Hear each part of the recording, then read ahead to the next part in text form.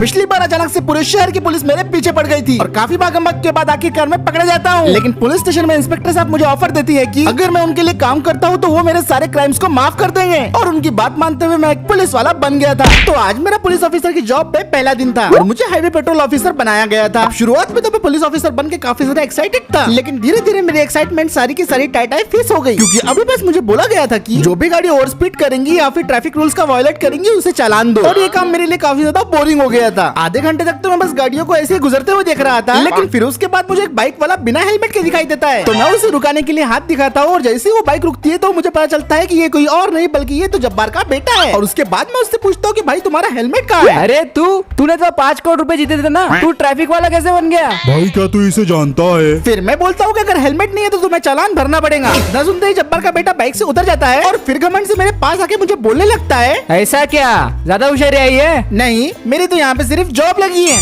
तू जानता भी है मेरा बाप कौन है? तेरा बाप इस शहर का सबसे बड़ा भंगार वाला है। चल अब लाइसेंस और गाड़ी के पेपर भी दिखा। चल। अब जैसे ही जब्बार के बेटे से मैंने लाइसेंस और गाड़ी के पेपर मांगे उसकी हवा टाइट हो गई और वो बोलने लगा, अबे तू अब मैं क्या बोल रहा था, क्या तुम कुछ ले दे के मामला सेटल नहीं कर सकते? मैं तुम्हारी जेबें गर्म कर सकता हूँ। जैसे ही उसने ये बात करी मेरे अंदर का बाजीराव सिंघम जाग उठा। अगर तू बोलता है तो 500 रुपए पेटीएम करूँ, बोलना।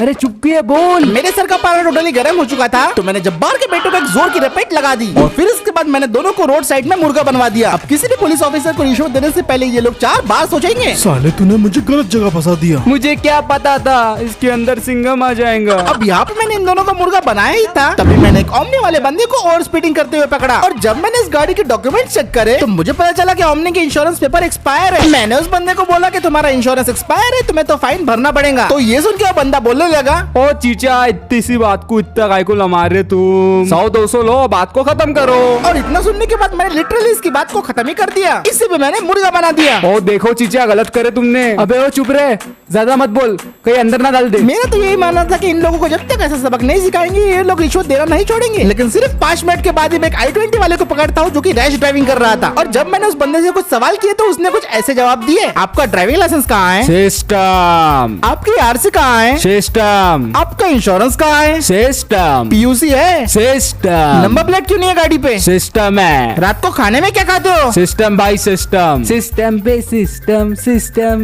उस बंदे के सारे जवाब सुनने के बाद मैंने उसे असली सिस्टम दिखाई दिया। फिर थोड़ी देर बाद मैंने एक अंकल जी को पकड़ा जो कि टाटा सफारी चला रहे थे और डॉक्यूमेंट चेक करने के बाद मैं उन्हें बताता हूँ कि अंकल जी आपका लाइसेंस तो एक्सपायर है। तो वो मुझे बोलने लगते हैं, अरे बेटा मैं तो अपने दांत का इलाज कराने जा रहा था। पर अंकल जी आपके तो दांत ही नहीं है। अरे मेरा मतलब मैं तो अपनी इलाज कराने जा रहा था, असल में मुझे बवासीर है ना बेटा। ये सुन के मैं अंकल को बोलता हूँ कि मैं आपकी तकलीफ को समझ सकता हूँ, लेकिन आप अपने टाटा सफारी को कुछ ज्यादा ही स्पीड में भगा रहे थे और लाइसेंस एक्सपायर होने की वजह से आपको फाइन तो भरना ही पड़ेगा। इतना सुनते ही अंकल बोलने लगते हैं, अरे बेटा क्या बुड्ढे पे जुल्म करते हो, कुछ ले दे। नहीं। लेन देन की बात से मेरा दिमाग खराब हो जाता है। मैंने इन लोगों को मुर्गा तो बनाया ही था पर साथ ही में सबकी गाड़ियों पे डबल फाइन लगा दिया था और मुझे उम्मीद थी कि इसके बाद से अभी लोग सुधर जाएंगे। लेकिन तभी मुझे इंस्पेक्टर साहब का कॉल आता है और जैसे मैं फोन उठाता हूँ तो इंस्पेक्टर साहब मुझे बोलने लगते हैं, हेलो मूसा, हाईवे 44 पे तेज रफ्तार से एक ट्रक आ रहा है और हमें शक है कि उसके अंदर चोरी का सामान है। उस ट्रक को रोको और पूछताछ करो। ये सुन के मैं इंस्पेक्टर साहब को बोलता हूँ कि आप फिक्र मत कीजिए, जैसे वो ट्रक आएगा मैं उसकी सारी जानकारी आपको दे दूंगा। ओके मूसा, ठीक है। और इतना बोल के इंस्पेक्टर साहब अपना फोन रख देते हैं। फोन रखने के बाद मैं अब उस ट्रक का इंतजार कर रहा था और लगभग 10 मिनट इंतजार करने के बाद मुझे हाईवे पे दिखाई देता है एक तेज रफ्तार से आता हुआ ट्रक और उसे देख के मैं समझ गया था कि यही वो ट्रक है जिसे इंस्पेक्टर साहब ने रोकने को बोला था। उसकी चेकिंग करने के लिए मैं उसे हाथ दिखा के रोकने के लिए बोलता हूँ पर वो ट्रक वाला अपनी स्पीड कम करने के लिए तैयार ही नहीं था और फिर वो होता है जो मैंने सोचा भी नहीं था। जब ट्रक वाला बिना रुके भाग गया तब जाके मुझे बेइज्जती का एहसास हुआ और जब्बार का बेटा बोलने लगा, तुमने देखा वो तो भाग गया। पर मैं तो इतना समझ गया था कि इस ट्रक में जरूर कुछ ना कुछ काला है और इस ट्रक को मुझे किसी भी हाल में पकड़ना था। मैं फटाफट अपनी स्कॉर्पियो में बैठता हूँ और उसे स्टार्ट करके निकल पड़ता हूँ ट्रक के पीछे। मैंने ठान लिया था कि इस ट्रक को पकड़ के अपनी बेइज्जती का बदला लेके रहूंगा। मैं पूरी रफ्तार से ट्रक वाले का पीछा कर रहा था, लेकिन जैसे ही ट्रक वाले को ये बात मालूम पड़ी उसने भी अपनी स्पीड बढ़ा दी। फिर भी किसी तरह मैंने अपनी स्कॉर्पियो का फुल पावर लगाया और किसी तरह मैं ट्रक को कैचअप कर लेता हूँ। मैं अब ट्रक के साथ चल रहा था और सायरन बजा के मैंने कई बार ट्रक वाले को रुकने के लिए बोला और वो तो बस किसी भी तरह से भागना चाहता था। उसकी स्पीड कम करने के लिए मैंने उसे टक्कर मारना शुरू कर दिया, लेकिन मुझे इस बात का भी ध्यान रखना था कि पब्लिक को कोई नुकसान न पहुंचे। आसपास काफी ट्रैफिक था तो मेरी जिम्मेदारी थी कि मैं सबको सेफ रखते हुए इस ट्रक वाले को पकड़ूं और मेरी यही मजबूरी का फायदा उठा के वो ट्रक वाला बार बार आगे निकलता जा रहा था। मैंने कई तरीकों से ट्रक वाले को रोकने की कोशिश की लेकिन वो अब पागल हो चुका था। उसने अपने ट्रक की स्पीड बढ़ा दी और वो भागने के लिए कुछ भी कर सकता था। पहले तो उसने अपनी लेन ही चेंज कर दी और जैसे ही मैं उस लेन में आया उसने मुझे टक्कर मार दी। मैं तो बाल बाल बच गया था, लेकिन सामने जो ट्रैफिक चल रहा था वो नहीं। अब वो सल्फिरा ट्रक वाला सामने खड़ी हुई सारी गाड़ियों को कुचलता जा रहा था। 3-4 गाड़ियों को कुचलने के बाद उसने मुझे भी रास्ते से हटाने की कोशिश की, लेकिन मैंने भी अपनी गाड़ी घुमाई और दूसरी लेन में उसके पीछे निकल पड़ा। मैं उसका पीछा करते करते अब काफी नजदीक आ चुका था और मैंने सोचा कि इसे टेक डाउन कर ही देना चाहिए, लेकिन तभी वो ट्रक वाला कुछ अजीब चीज करता है। वो अपने ट्रक को मोड़ता है और फ्लाईओवर से ट्रक को नीचे जंप करवा देता है, और ये मेरे लिए काफी ज्यादा अनएक्सपेक्टेड था। ठंडे ठंडे पानी से ये क्या हो गया? और फिर वो ट्रक क्रैश होके नीचे गिर जाता है। ये देखते ही तुरंत मैं अपने गाड़ी को रोकता हूँ और उतर के देखता हूँ कि असल में क्या हुआ। थोड़ा आगे जाने के बाद मुझे दिखता है कि ट्रक डैम के नीचे वाले हिस्से में गिरा हुआ है। तो मैं फटक से अपनी स्कॉर्पियो को लेकर डैम के नीचे वाले हिस्से में पहुंच जाता हूँ और थोड़ी दूर चलने के बाद फाइनली मुझे वो ट्रक मिल ही जाता है। फिर उसके बाद मैं अपनी गाड़ी को रोकता हूँ और गाड़ी से उतर के सब कुछ चेक करने लगता हूँ। अब जैसे मैं ट्रक के पास पहुंचा वैसे मैंने ड्राइवर को ढूंढना शुरू कर दिया था, लेकिन जैसे की मुझे उम्मीद थी ड्राइवर ट्रक छोड़ के ऑलरेडी भाग चुका था और वो मेरे हाथ से निकल गया। लेकिन हैरानी की बात तो ये थी कि इस ट्रक में बहुत सारे सोने के बिस्किट थे जो कि एक्सीडेंट की वजह से इधर उधर बिखर गए थे। देख के तो ऐसा लग रहा था कि ये सारा की सारा इलीगल सोना है जिसे स्मगल करके ले जाया जा रहा था। उसके बाद मैं इंस्पेक्टर साहब को फोन लगा देता हूँ, सारी सिचुएशन बता देता हूँ। सारी बातें सुनने के बाद इंस्पेक्टर साहब मुझे बोलते हैं, बहुत अच्छे मूसा, अच्छा काम कर रहे हो। बैकअप पहुंच ही रहा है, तुम अपनी पोजीशन पे वापस जा सकते हो। और इतना बोल के इंस्पेक्टर साहब फोन रख देते हैं। इस चीज में तो मुझे मजा आ गया था, लेकिन अब मैं फिर से वापस आ गया था नॉर्मल चालान काटने के लिए। और वापस आते ही मैंने 5 गाड़ियों को पकड़ लिया था। किसी पे नंबर प्लेट नहीं थी, कोई ओवर स्पीडिंग कर रहा था, कोई रैश ड्राइविंग कर रहा था और कोई ओवरलोडिंग कर रहा था। अरे साहिब गाड़ी छोड़ दो ना प्लीज। पहले मुझे ये बात बताओ कि बिना नंबर की गाड़ी क्यों चला रहे थे? कहीं ये गाड़ी चोरी की तो नहीं है? अरे साहब नहीं, मैं तो ऑफरोडिंग करने गया था इसलिए मेरी प्लेट टूट गई। प्लीज मेरी गाड़ी को मत चीज करना भाई। ये सुन के मैं उसे बोलता हूँ कि अपनी गाड़ी के पेपर्स बताओ, लेकिन तभी मेरी गाड़ी की रेडियो से ये आवाज आती है, हेलो, बीच की तरफ से कॉल रिसीव हुई है, कुछ लोग एक लड़की को छेड़ रहे हैं। मैं बीच के एरिया के काफी पास था तो मैंने सोचा कि मुझे जाना चाहिए। ओ साहेब मेरी गाड़ी।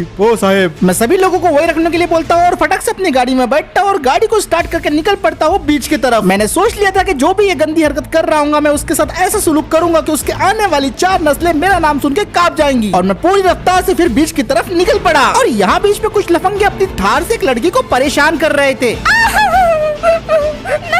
प्लीज मुझे छोड़ दो, कोई तो मुझे बचाओ। सिर्फ 5 मिनट ड्राइव करने के बाद मैं बीच के ऊपर पहुंच जाता हूँ और गाड़ी से उतर के मैं देखता हूँ कि थार में कुछ गुंडे बैठे हुए हैं और वो एक लड़की को परेशान कर रहे हैं। ऑफिसर प्लीज मेरी मदद कीजिए। ये देखते ही मेरा दिमाग खराब हो जाता है और मैं गुंडों की तरफ देख के बोलता हूँ कि तुम सभी लोगों को अरेस्ट किया जाता है। पर वो सारे के सारे गुंडे एकदम बेशरम थे। अपनी गलती मानने के बजाय उन सभी का लीडर चौड़ में मेरे पास आता है और मुझे बोलने लगता है, क्यों रे इंस्पेक्टर, बहुत मस्ती चढ़ी है कह रहे तेरे को। ये सुन के मैं उसे बोलता हूँ कि तुम्हें गिरफ्तार किया जाता है, लेकिन फिर भी वो बोलता है, तेरे जैसा कानून का टट्टू मुझे गिरफ्तार करेगा? अबे पिल्ले, जा जाके मेरे जूते चाट।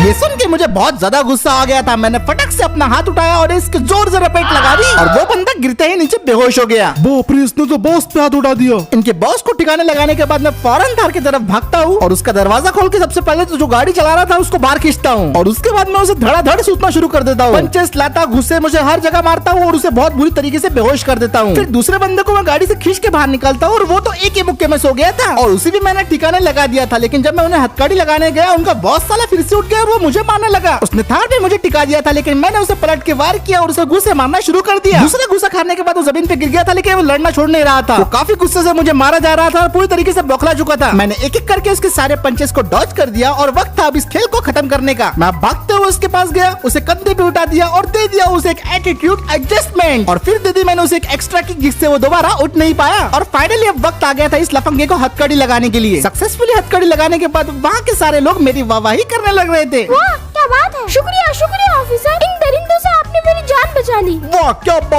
बात है इंस्पेक्टर साहब, मान गए।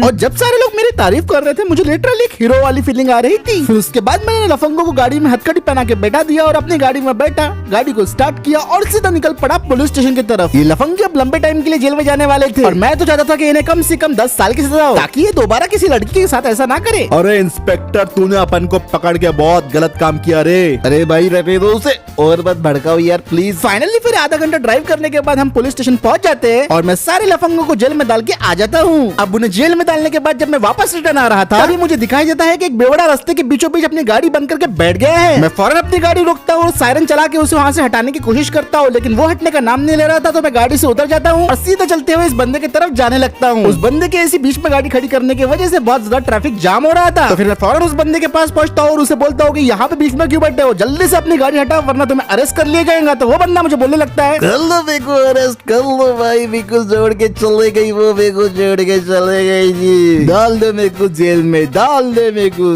जेल में, डाल दे मेरे को जेल में, डाल दे मेरे को जेल में। इस बंदे की बातें सुन के लग रहा था ये तो कोई दिल टूटा आशिक है, लेकिन चाहे ये कोई भी हो, इसे और इसकी गाड़ी को हटाना यहाँ से बहुत ज्यादा जरूरी था। मैंने इस बंदे से पूछा कि तुम्हारी गाड़ी की चाबी कहाँ है, तो वो मुझे बोलता है ये वो तो मैंने फेंक दी इंस्पेक्टर साहब। अब इतना बोल के वो बंदा बेहोश हो गया था, लेकिन उसकी गाड़ी को हटाना यहाँ से काफी ज्यादा जरूरी था क्योंकि ट्रैफिक जाम हो रहा था। तो सबसे पहले जितना भी ट्रैफिक जमा हो रहा था मैंने उस ट्रैफिक को डाइवर्ट करके दूसरे रास्ते पे जाने के लिए बोल दिया, क्योंकि इस बेवड़े आशिक ने अपनी गाड़ी को बिल्कुल बीचों बीच लगा दिया था। और इसकी गाड़ी को रास्ते से हटाने के लिए मैंने अपने टो ट्रक वाले दोस्त को भी फोन कर दिया था। और लगभग 15 मिनट के बाद मेरा दोस्त अपना टो ट्रक लेके फाइनली आ ही जाता है और उसको देख के मुझे काफी सुकून मिलता है। फिर इतने ट्रैफिक में बड़े मुश्किल से इतने टो ट्रक को मोड़ता है और उस बेवड़े की गाड़ी पे टोइंग हुक लगा देता है। और फिर उसके बाद मेरा दोस्त अपना टो ट्रक को स्टार्ट करता है और सीधा उसकी गाड़ी को लेके निकल पड़ता है पुलिस स्टेशन की तरफ। अभी ये बेवड़ा और उसकी गाड़ी दोनों जाने वाले हैं पुलिस स्टेशन में। फिर उसके बाद मैं भी अपनी गाड़ी की तरफ जाता हूँ, गाड़ी के अंदर बैठ के मैं सीधा निकल पड़ता हूँ पुलिस स्टेशन की तरफ। और इन्हीं सारे एडवेंचर्स के साथ मेरे पुलिस की जॉब का पहला दिन खत्म हो जाता है। तो अगर आपको ये वीडियो पसंद आया है दोस्तों, इस वीडियो पे एक लाइक कर दो,